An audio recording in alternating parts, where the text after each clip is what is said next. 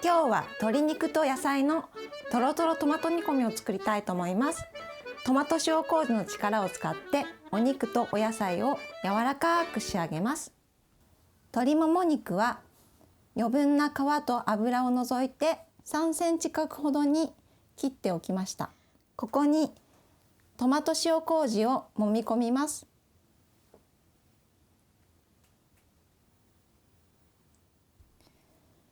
指で粒を潰しながら揉み込んでいきます。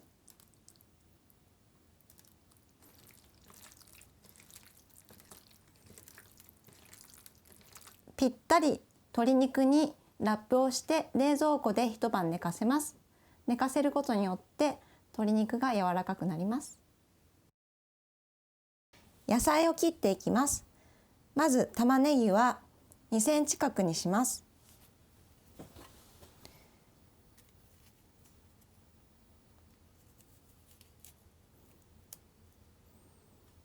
根っこを取って外側と内側にざっくり2つに分けます。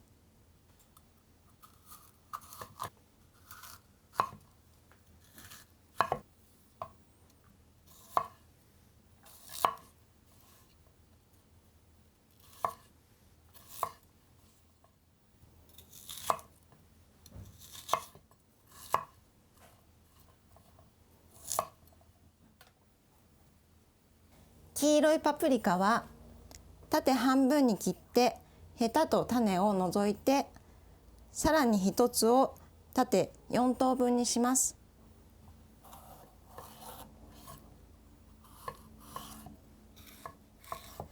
さらに3等分ほどの乱切りにします。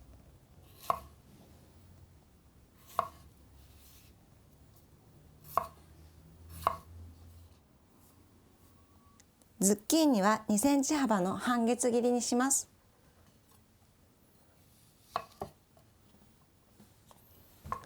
まず縦半分に切ります。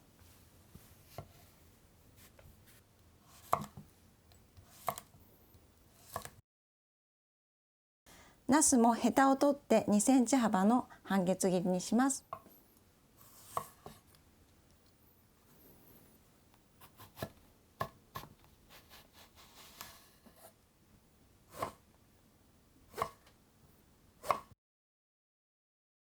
はい、野菜の準備ができました。ナスは普通アクを除くために水にさらしますが、すぐに使う場合は最近のナスはアクが少ないので水にさらす手間を省いて大丈夫だと思います。ニンニクは縦半分に切って芽があればそれを除いて薄くスライスします。それでは炒めていきます。今厚手のお鍋にたっぷりのオリーブオイルとニンニクが入っています。弱火にかけます。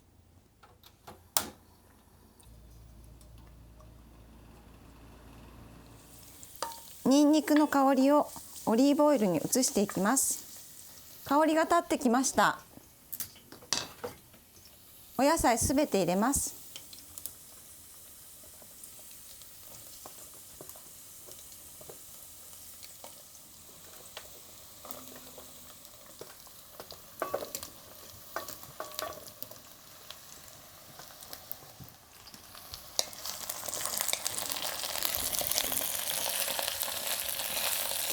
全体に油を回します。少し火を強めます。色が鮮やかになってきたら一晩トマト塩麹につけておいた鶏肉を入れます。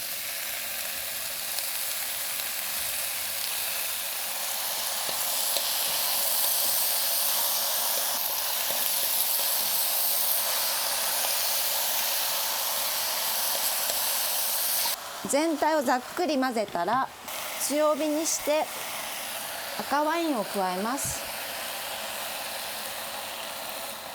アルコール分を飛ばします。しっかり煮立ったらそこにトマトケチャップ、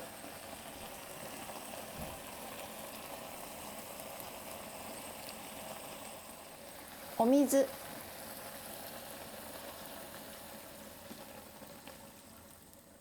ここで一つ洋風にはあまり使われないナンプラこれはエスニックの調味料ですが、入れることによってコクと旨味がぐっと深まるのでおすすめです。なかったり苦手であればお醤油で構いません。でもナンプラーの癖は飛ぶので、お家に残っていたらぜひ使ってみてください。火を弱めます。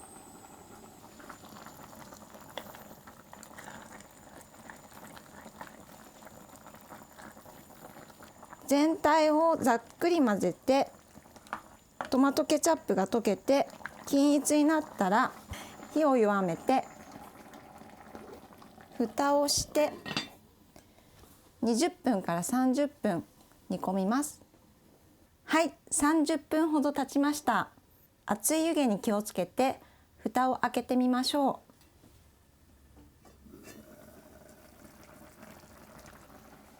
う。お野菜も鶏肉も崩れるほど柔らかく煮込まれています。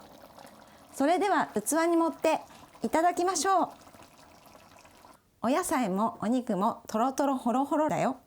お汁にも旨味と栄養が溶け込んでいるから、パンやご飯を浸してぜひ食べてみてね。